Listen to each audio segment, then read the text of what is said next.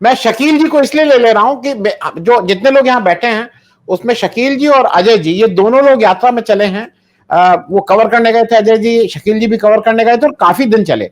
शकील जी, आप तो महाराष्ट्र में, मतलब अगले 10-15-20 दिन में महाराष्ट्र में पहुंच रही है यात्रा। आप तो केरल और तमिलनाडु में चले। महाराष्ट्र में इस यात्रा के पहुंचने से जो जो अगाड़ी है वो पूरी तरह से इसका तो स्वागत करेगी ही करेगी। क्या महाराष्ट्र की राजनीति पे भी इसका फर्क पड़ेगा? देखिए, अभी मैं इस वक्त सेवाग्राम में हूँ, गांधी आश्रम में, गांधी जी के पास ही हूँ। और यहाँ पर अभी पिछले 2 दिन से महाराष्ट्र के सभी जन संगठनों की मीटिंग हुई और उस जन संगठन के मीटिंग में सभी जितने भी जन संगठन हैं उन्होंने ये फैसला किया है कि इस पूरी यात्रा को वो समर्थन देने वाले हैं। इसके पहले 9 तारीख को अभी 9 अक्टूबर को मुंबई में भी बड़ी बैठक हुई थी। उसमें भी बहुत बड़ी संख्या में पूरे महाराष्ट्र से महाराष्ट्र से लोग आए थे, जन संगठन के लोग, और पहले पूना में भी हो गई थी। तो एक तरह से महाराष्ट्र के हर जिले में जो यात्रा के रूट है, उतना ही नहीं पूरे जिलों में एक पूरी हलचल शुरू है। और इस यात्रा को किस तरह से इस यात्रा का स्वागत किया जाए उसके बारे में पूरी रूपरेखा तैयार की जा रही है। क्योंकि जैसे ये यात्रा आएगी तो यात्रा में ये 14 अक्टूबर आ रहा है, जिसमें 14 नवंबर आ रहा है, जिसमें नेहरू जी का जन्मदिन है। फिर 26 नवंबर आ रहा है, जिस दिन संविधान अर्पित किया गया था। तो संविधान की तो 1 लाख कॉपियाँ जो हैं वो मराठी में प्रिंट करके तैयार है कि उसको जन जन तक पहुंचाया जाए, हर गांव में पहुंचाया जाए। तो उसकी प्लानिंग पूरी चल रही है।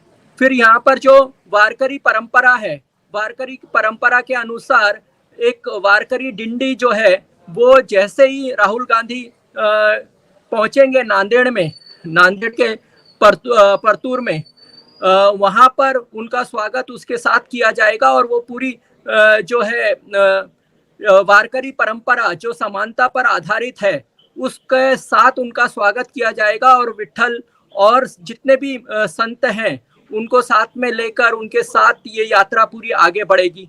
तो उस तरह की भी तैयारी है। फिर आदिवासी इलाकों में बहुत बड़ा वहाँ पर मोबिलाइजेशन होने वाला है, उसकी भी पूरे जन संगठन तैयारी कर रहे हैं। तो एक पूरा वातावरण ऐसा चल रहा है कि एक तो कांग्रेस पार्टी जो अपनी तैयारी कर रही है, लेकिन जन संगठन पूरी तरह से तैयारी कर रहे हैं कि इस यात्रा को समर्थन देना है। उन्हें यह लगता है कि जो हमारी कांग्रेस से लड़ाई है वो हमारी जारी रहेगी, हम अपने प्रश्न उठाते रहेंगे, लेकिन इस वक्त जो नफरत का माहौल है और संविधान की रक्षा करनी है उसके लिए हम ये पूरी तरह से इस यात्रा को समर्थन करेंगे। तो ये यात्रा की बहुत बड़ी तैयारी हो रही है और ये कोशिश हो रही है कि महाराष्ट्र अपनी तरफ से इस यात्रा को सबसे सफल यात्रा महाराष्ट्र की हो, इसके लिए एक पूरा अभियान यहाँ पर चलाया जा रहा है। और मुझे पूरी उम्मीद है, मैं यात्रा में था और उसके बाद भी जो कर्नाटक में जिस तरह से यात्रा को रिस्पांस मिल रहा है और उस यात्रा को और सोशल मीडिया क्या कर रहा है या मेन स्ट्रीम मीडिया क्या कर रहा है, वो एक अलग चीज है। जो वन लोगों से के पास बात पहुंच रही है, लोगों का जो नेटवर्क तैयार हो रहा है, जो कांग्रेस पूरी तरह से अपने पूरे काडर उसके काम करने लगे हैं और आज उनको एक हिम्मत और एक कॉन्फिडेंस मिला है। तो ये सब जो दिख रहा है वो ये दिख रहा है कि ये यात्रा पूरी तरह से जन जन तक पहुंचने वाली है।